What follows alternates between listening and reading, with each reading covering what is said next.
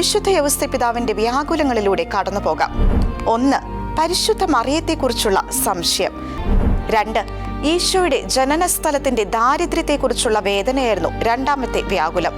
ഉണ്ണീശോ പിറന്നു വീണ കാലിത്തൊഴുത്തും അവിടെയുള്ള പരിമിതമായ സൗകര്യങ്ങളും വിശുദ്ധ യൗസേപ്പിതാവിന്റെ ഹൃദയം തകർക്കുന്ന വേദനയായിരുന്നു. 3.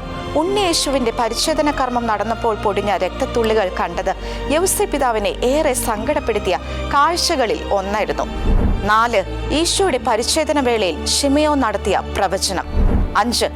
ബന്ധുക്കളോ സുഹൃത്തുക്കളോ ഇല്ലാതെ, താങ്ങാനും തുണയ്ക്കാനും ആരുമില്ലാതെ ഈജിപ്തിൽ പ്രവാസികളായി തിരുക്കുടുംബം ജീവിക്കേണ്ടി വന്ന അവസ്ഥയും വിശുദ്ധ യൗസേപ്പിതാവിനെ സംബന്ധിച്ചിടത്തോളം ഹൃദയഭേദകമായിരുന്നു.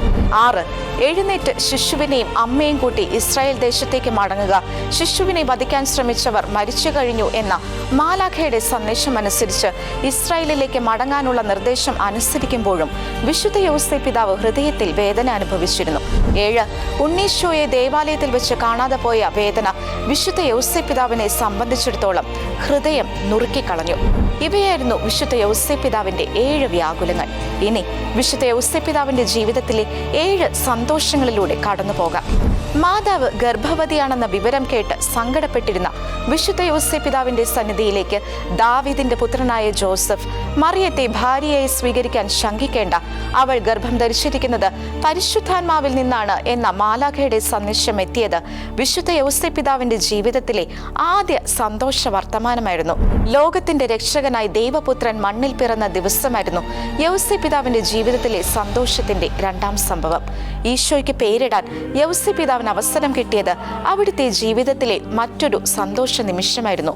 നീ അവന് യേശു എന്ന് പേരിടണം എന്നായിരുന്നുവല്ലോ മാലാഖയുടെ നിർദ്ദേശം.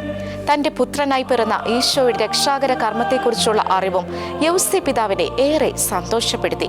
അപ്പോക്രിഫൽ ഗ്രന്ഥങ്ങളിൽ പരാമർശിച്ചിരിക്കുന്നതനുസരിച്ച് ഈജിപ്തിലെ വിഗ്രഹങ്ങൾ യേശുവിന്റെ കാൽക്കൽ വീണുടഞ്ഞ നിമിഷവും വിശുദ്ധ യൗസേപ്പിതാവിന്റെ ജീവിതത്തിലെ അവിസ്മരണീയ നിമിഷമായിരുന്നു.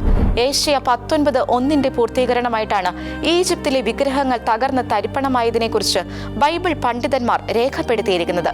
യൗസേപ്പിതാവ് ഉണ്ണിയേശുവിനെയും കൊണ്ട് ഈജിപ്തിലെത്തിയപ്പോൾ അവിടെ ഒരു ഭൂമികുലുക്കമുണ്ടാവുകയും അതിൽ വിഗ്രഹങ്ങൾ തകർന്ന് തരിപ്പണമാവുകയും ചെയ്തു എന്നാണ് പാരമ്പര്യം. ഈശോയോടും മാതാവിനോടും ഒപ്പമുള്ള ജീവിതവും വിശുദ്ധ യൗസേപ്പിതാവിന്റെ ജീവിതത്തിലെ സന്തോഷ കാരണങ്ങളിൽ ഒന്നായിരുന്നു. ദേവാലയത്തിൽ വെച്ച് കാണാതെ പോയ ഉണ്ണിയേശുവിനെ 3-ാം ദിവസം ദേവാലയത്തിൽ വെച്ച് കണ്ടെത്തിയപ്പോഴുണ്ടായ സന്തോഷവും വിശുദ്ധ യൗസേപ്പിതാവിനെ സംബന്ധിച്ചിടത്തോളം അവിസ്മരണീയമായിരുന്നു.